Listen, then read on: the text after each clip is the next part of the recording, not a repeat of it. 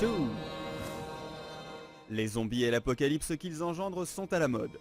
Depuis une décennie, nos infectés préférés pullulent sur PC et consoles de salon avec la ferme intention d'étendre leur emprise sur le monde. En novembre 2013, les hordes de State of Decay envahissaient PC et Xbox 360. Et le studio Undead Labs persévère avec State of Decay 2, une exclusivité Microsoft officialisée lors de la conférence du constructeur à l'E3 2016. 2017 sera marqué par cette volonté de survivre envers et contre tous, tandis que les infectés d'Undead Labs aiguisent patiemment leur croc. A la différence de H1Z1 ou Daisy, State of Decay premier du nom se dotait d'un récit plaisant à découvrir, malgré un déroulement et des rebondissements attendus par tous les amateurs d'apocalypse zombie. Dans ce second épisode, cette expérience de survie scénarisée ne peut se contenter de recycler sa formule. Au contraire, la narration se doit d'être enrichie, que ce soit dans la forme avec des cinématiques et une mise en scène digne du 7e art, que dans le fond avec un travail d'exposition moins sommaire, l'émergence de personnages iconiques et la présence de dialogues péchus. Difficile de ne pas comparer les jeux et films de zombies. Par leur nombre et leur thème abordé, ces titres se ressemblent. Entre inspiration et référence, tout à chacun se nourrit de la concurrence. State of Decay 2, ne pouvant échapper à ce phénomène, devrait puiser dans les références du genre aussi bien cinématographiques que vidéoludiques, afin d'enrichir scénario et gameplay par d'habiles touches. Clin d'œil appuyé, easter eggs en tout genre, le jeu d'Undead Labs se réappropriera le concept même de zombie.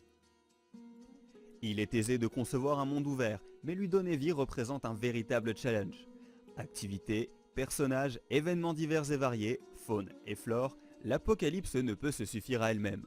Au-delà de la simple taille de cartes et de leur variété, State of Decay 2 se doit d'être une invitation à l'exploration et au dépaysement grâce à un univers infesté de morts vivants et regorgeant de mystères à découvrir au gré de l'aventure. La survie passe par l'exploration et le plaisir de fouiner dans les poubelles pour y trouver de quoi se rassasier ou confectionner armes et équipements. Après un premier épisode embrassant cette vision, State of Decay pourrait pousser le bouchon toujours plus loin. La gestion du sommeil et des blessures, un système de crafting plus complexe autorisant les conceptions les plus farfelues à l'image, et l'organisation d'abris interconnectés apporteraient un regain d'intérêt pour un gameplay souvent cantonné aux archétypes du genre. L'homme est un loup pour l'homme. La franchise de The Walking Dead et de nombreuses œuvres zombifiées en ont fait leur fer de lance. Le véritable danger dans un univers post-apo vient des êtres humains luttant pour leur survie.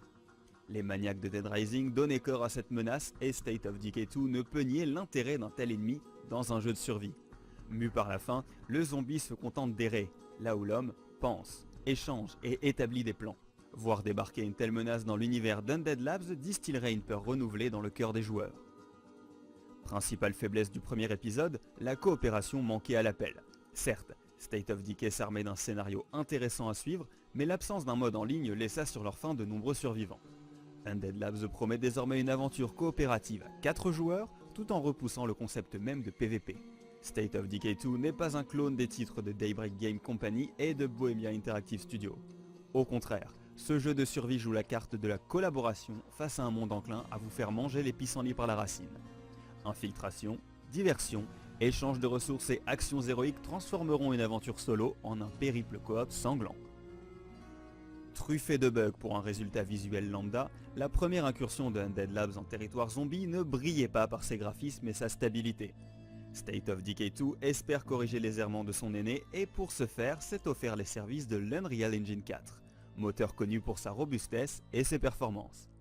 Effets de particules et pyrotechniques, nombre de morts vivants affichés à l'écran, décors 100% destructibles et localisation des dégâts sont autant de claques que State of Decay 2 se doit d'asséner en 2017. Survivre ne se limite pas à récolter des ressources et à éliminer du zombie à l'appel. La saga narrative The Walking Dead, développée par Telltale Games, témoigne d'interactions souvent compliquées entre les êtres humains. Et la réputation d'un homme face à ses pairs dans State of Decay 2 définirait leur manière de réagir, de confondre le héros et ses actes.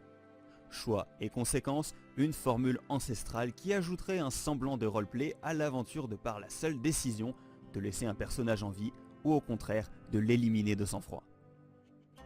Microsoft avait tenté l'expérience en fusionnant jeux vidéo et séries télé dans l'œuvre de science-fiction imaginée par Remedy avec plus ou moins de réussite et State of Decay pourrait se prêter à l'exercice du cross-média. Comic book, film, série, Une politique d'expansion de la franchise aurait le pouvoir de rameuter une horde de fans tout en densifiant un univers actuellement en devenir.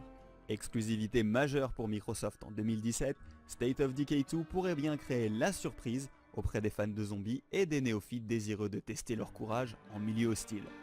Gameplay focalisé sur la survie, scénario post-apo et expérience coopérative à 4, le nouveau jeu d'Undead Labs améliorera la formule sous peine de crouler sous une horde de concurrents affamés.